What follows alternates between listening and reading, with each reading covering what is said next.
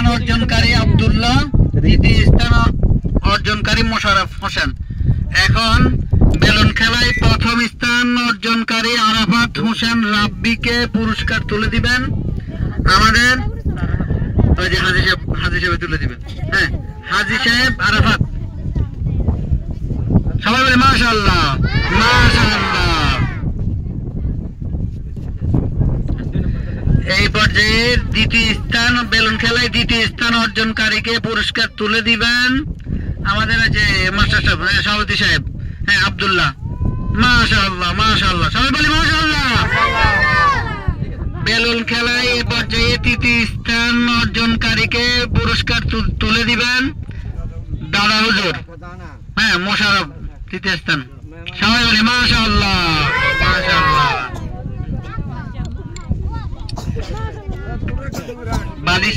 বালিশ খেলা, হ্যাঁ এই পর্যায়ে এখন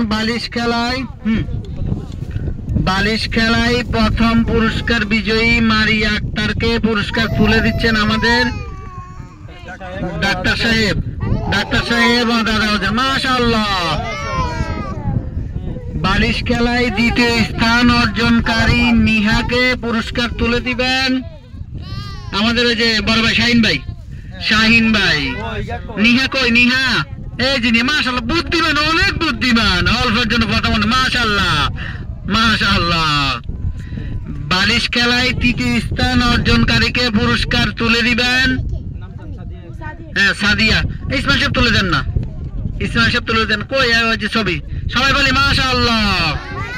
হাড়িভাঙ্গা খেলায় প্রথম স্থান অর্জনকারী হাসান কই? আচ্ছা হাসান কি দেখছিল একটু প্রথম স্থান আরাফাত কই? আরাফাত ভিতরে একটু দেখছো না? তাহলে আরাফাতকে হ্যাঁ ওই যে যতভাবে সারে পুরস্কার তুলে দিচ্ছে। মাশাআল্লাহ, অনেক বুদ্ধিমান মাশাআল্লাহ।